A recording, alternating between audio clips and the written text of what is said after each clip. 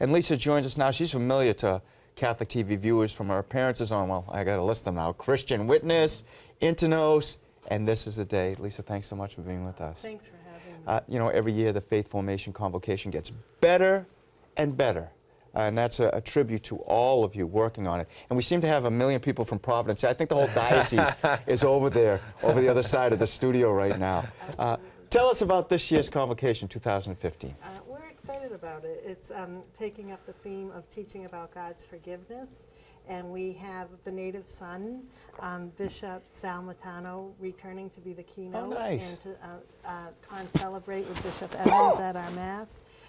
So we're looking forward to that. We have a retreat day. As you say, each year it's growing. And a lot of our catechetical leaders said, we've been coming to this for 48 years.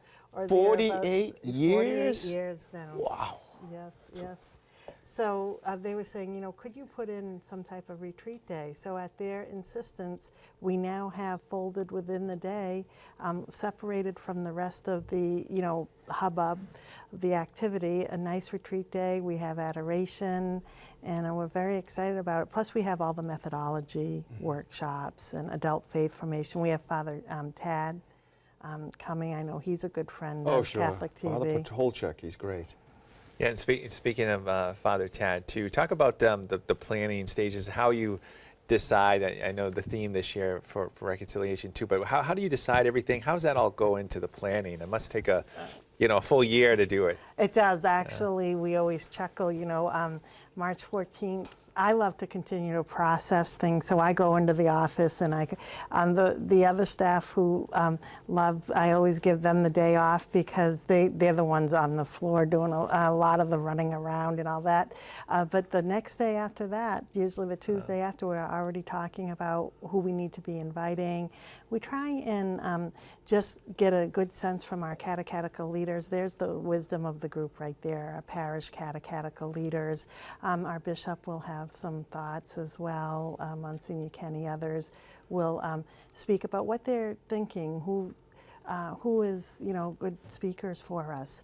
So our hope is to get Father Reed there next year. There's a lot of input that goes into this. There is, absolutely. And then you have to just figure out, okay, now what do we do? And getting everybody on their schedules. And as far as we often follow the United States Catholic Conference Catechetical Day theme, that's where we get our theme from. And then as far as methods, we always make sure there's a nice selection from elementary, middle school, high school, youth ministry. There's a big increase for adult faith formation. So that was one of the things, I think 7 years ago was my first one, and I think that's how we've started to grow. It was just have things for adults who are interested in learning more about the faith. Okay, so someone's watching right now at home, let's say, and they're thinking, you know what, sounds like a good idea. Who should go to this? Is it open to anybody, or what is it? It is open to everybody. That's why we have the retreat day. That's why we have adult faith formation. Our catechists particularly love it because they're learning the methods, different methods. Really, we have a men's conference. We're very grateful for the Rhode Island Men of St. Joseph who've teamed up with us. They have their own separate building.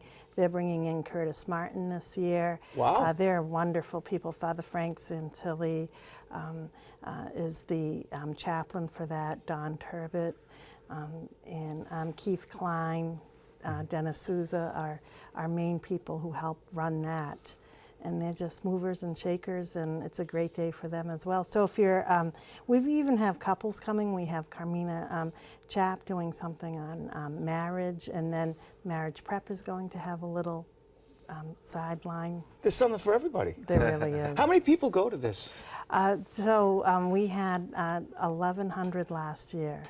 So we're. Is that your goal for this year? It is. It is 1,200. Let's always. And thanks to Catholic TV, always helping us to promote it, we'll get that many. Now that's big. So when you talk about planning, now obviously we talked about the guests you have and the. What about, you must have a lot of volunteers too who help out with all of this. We do. First, I really need to give a special shout out to Michelle Donovan and Ed Trendowski, Michael Aoyama, who are from my office, Paul Marola.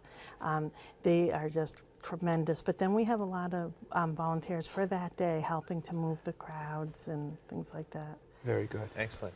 Now, what was it, if you could, we talked about Father Tad being the speaker too. Do you know what he'll be speaking about? Yes, he's actually doing something for our SPREAD group, which is special religious education, persons with disabilities. He's going to be doing something with them as well as the end-of-life care piece. So 2 great talks. And he's the best. Oh, he really He is. brings it right down to earth where everyone can understand it. It is thrilling. Well, where can people get tickets and learn more about the convocation? Sure thing. DiscoverCatholicFaith.org is our website, and you'll see all of the different conferences hosted right there. March 14th is the big day. Our office, 401-278-4646. Can call and chat with some of our great staff there to see what they can offer. The program is up online as well. Very good. Well, Excellent. Lisa, as always, it's great to have you on This Is the Day. And thank you. You're right in our diocese. We have several channels, and I've been watching. We have in our bulletins lots of advertisements from Catholic TV saying, get this on right to your, I think it's one of the networks that we're looking to get it on as well. Perfect. Excellent. See, I love to hear that. That's always good news. Thanks for all you do. Thank you.